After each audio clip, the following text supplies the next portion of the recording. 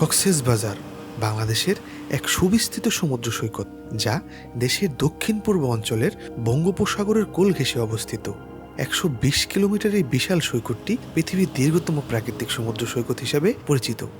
লক্ষ লক্ষ পর্যটকের পদচারণায় মুখরিত এই কক্সবাজার আজ বিশ্ব দরবারে মাথা উঁচু করে দাঁড়িয়ে আছে, যা প্রতিটি ভ্রমণপ্রেমীর কাছে এক স্বপ্নের আহ্বান। আজকের এই ভিডিওতে আমি আপনাদের দেখাবো কক্সবাজার শহরের সবচেয়ে জনপ্রিয় দুটি বিচ, কলাতলি এবং সুগন্ধা বিচের সৌন্দর্য। দেখবেন সমুদ্রের এই বিশাল ঢেউয়ে ছোট বড় সবার আনন্দ আর হই হুল্লোড় সব মিলিয়ে এক দারুণ মুহূর্ত। আরও দেখাবো রাতের কক্সবাজারে কিভাবে কোথায় থেকে কত টাকা দিয়ে সি ফুড খাবেন, এবং পুরো কক্সবাজার ঘুরে দেখার জন্য ঢাকা থেকে বাস কিংবা ট্রেনে করে কত টাকা দিয়ে কিভাবে কক্সবাজার পৌঁছাবেন, কিভাবে বিচের পাড়ের কাছাকাছি একটি 3 স্টার মানের হোটেলে থাকবেন এবং কি কি খাবেন, কত টাকাই বা খরচ হবে, এই সব সম্পর্কে জানতে পারবেন আজকের ভিডিওতে।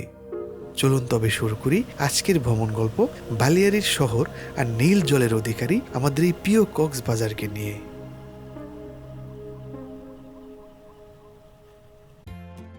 কক্সবাজার ঘুরে দেখার জন্য আপনাকে সর্বপ্রথম যেতে হবে কক্সবাজার শহরে। আপনি বাংলাদেশের যে কোনো প্রান্ত থেকে বাস, ট্রেন কিংবা বিমানে করে চলে আসতে পারেন এই কক্সবাজারে। আমরা এবার যাচ্ছি ঢাকার রাজধানী আরামবাগ থেকে শ্যামলী পরিবহনের একটি নন এসি বাসে করে।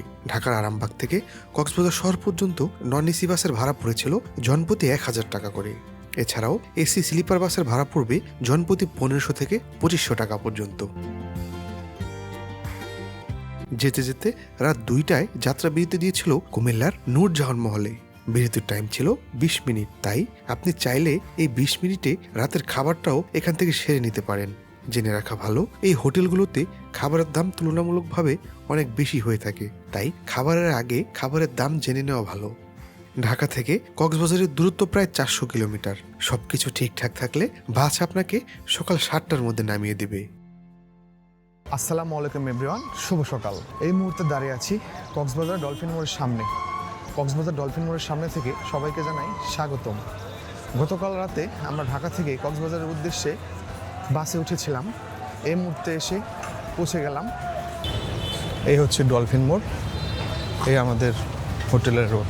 আমরা সকাল 7:30 কক্সবাজারের ডলফিন মোড়ে পৌঁছে যাই। তারপর ব্যাগপত্র গুছিয়ে হোটেলের উদ্দেশ্যে পায়ে হাঁটা দেই। ডলফিন মোড় থেকে আমাদের হোটেলের দূরত্ব ছিল 2 মিনিট। এই হচ্ছে আমাদের হোটেল আমিন ইন্টারন্যাশনাল।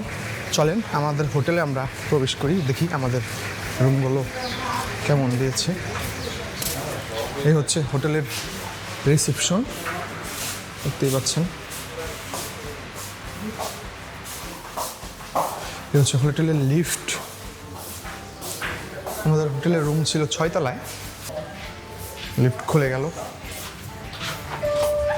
আমাদের হোটেল ছিল লিফটের 6। হোটেল থেকে বের হয়ে গেলাম। এই আমাদের রুমটি 606 নাম্বার। আমাদের রুমটা দেখাই আপনাদের। এই হোটেলের এসি, টিভি, হচ্ছে আমাদের বেড অগোছালো। এই হচ্ছে একটা বেলকনি। বেলকনি দেখার আগে আমরা ওয়াশরুমটা দেখাই। ওয়াশরুম পরিষ্কার আছে, ওয়াশরুমটা।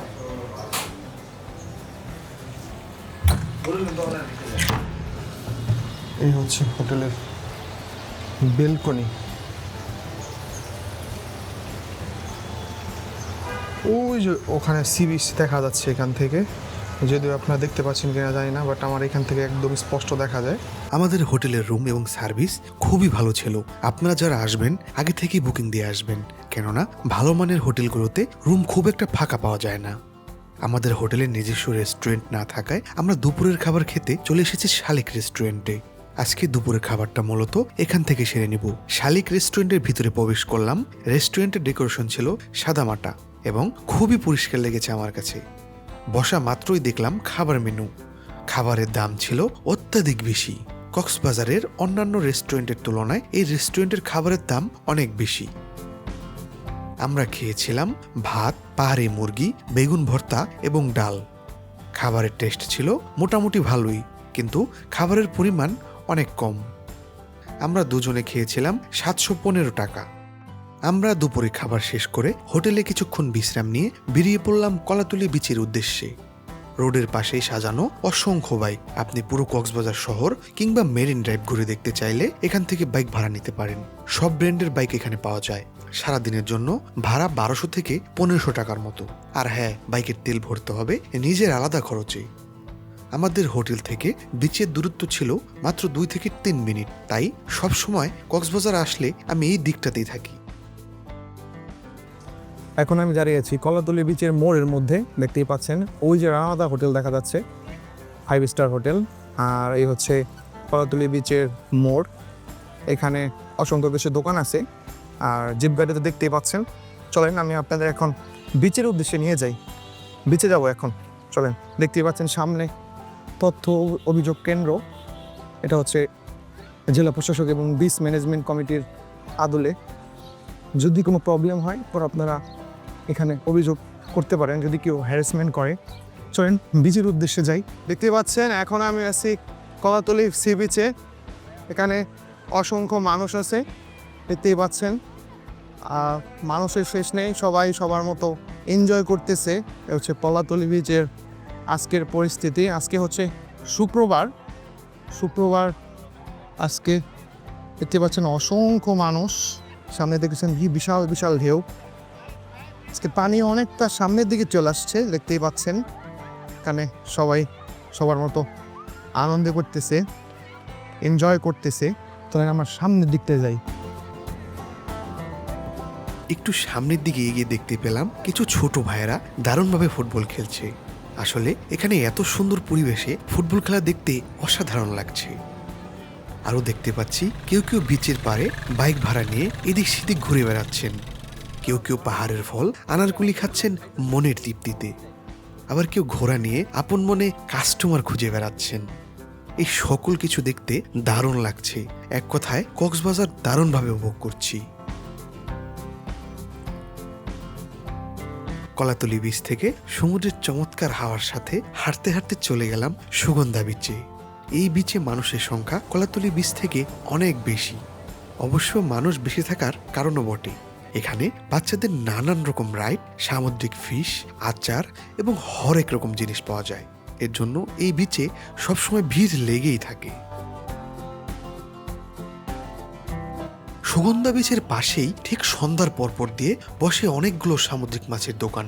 আমরা ঘুরে ঘুরে দেখছিলাম। এখানকার বেশিরভাগ দোকান থেকেই পচা মাছের দুর্গন্ধ আসতেছিল। গত বছর আমি এখান থেকে প্রায় 1200 টাকার মাছ কিনে গচ্চা খেয়েছিলাম। কেননা মাছ কিনলাম একটা, ভেতর থেকে চেঞ্জ করে দিল অন্য একটা পচা মাছ, যার অভিজ্ঞতা ছিল খুবই বাজে। একটুও খেতে পারি না এই মাছটা। তাই এইবার সুগন্ধা পয়েন্ট থেকে নয়, দেখে শুনে কলাতলি পয়েন্টের পুলিশ বক্সের পাশের একটি দোকান থেকে টাটকা মাছ দেখছিলাম।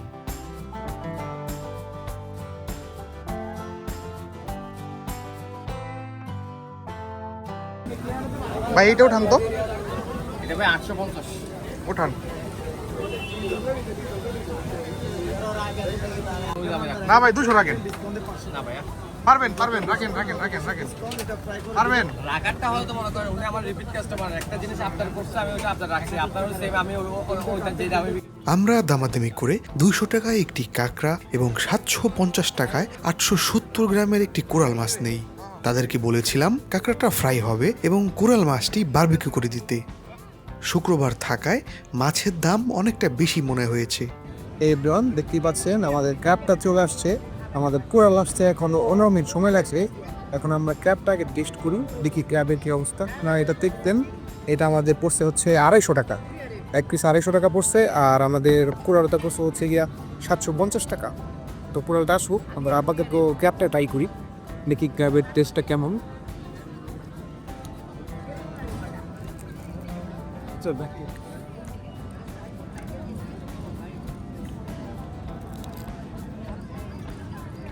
টাটকা, টেস্টটা টাটকা।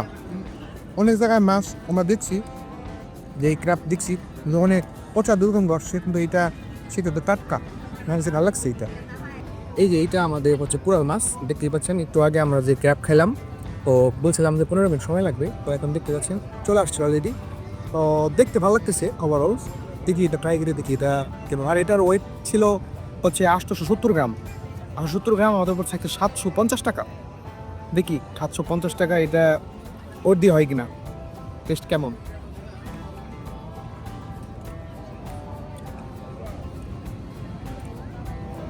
স্পাইস অনেক বেশি, ঝালটা অনেক বেশি, বারবিকিউ মশলাটা বেশি।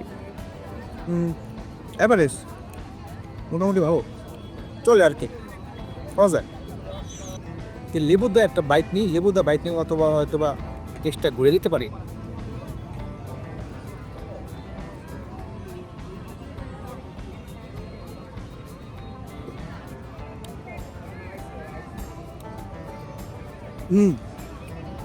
লেবুর দা বাইট নেওয়ার পর এখন টেস্টটা অনেকটাই ভালো লাগতেছে, অসাধারণ টেস্ট। আপনারা সেখানে ট্রাই করতে পারেন।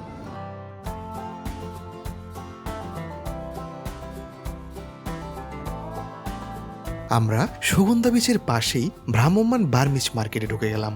এখানে পাওয়া যাচ্ছে নানান রকম জিনিস, যেমন ঝিনুক কিংবা শামুক দিয়ে ঘরের শোপিস, মেয়েদের ভিন্ন ভিন্ন ইউনিক অলংকার, যা আপনি কক্সবাজার ছাড়া অন্য কোথাও পাবেন না। আছে অনেক রকমের ভিন্ন ভিন্ন রঙের হাতে কাজ করা শীতের চাদর কিংবা শালের অসংখ্য দোকান।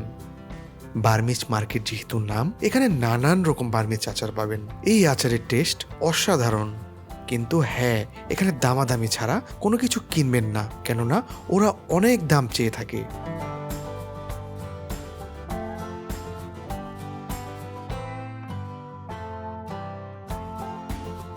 সুগন্ধা বিচ ঘোরা শেষ করে আমরা মেন রোডের দিকে যাচ্ছিলাম। এই দিকেও দেখতে পেলাম অসংখ্য বার্মিজের দোকান। যতদূর দেখলাম এই দিকটাতেও আচারের দাম বিচের ভ্রাম্যমাণ মার্কেটের তুলনায় কিছুটা বেশি।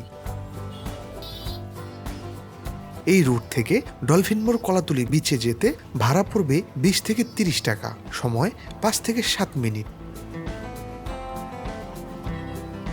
আমরা হাঁটতে হাঁটতে কিছুটা সামনের দিকে যেয়ে দেখলাম এখানে নানান রকমের অনেকগুলো শুটকির দোকান। দাম কিন্তু বেশ ভালোই চাচ্ছে, তাই দামাদামি করে নেবেন। আর হ্যাঁ, শুটকি মাছগুলো চোখের সামনে রেখে ওজন করবেন এবং ব্যাগে ভরবেন। ওরা আপনাকে মেপে দিবে ভালো শুটকি, তারপর ব্যাগে ভরে দিবে অন্য একরকম নষ্ট শুটকি। তাই সাবধানে কেনাকাটা করবেন। প্রচুর প্রতারণা চলে এই কক্সবাজারে।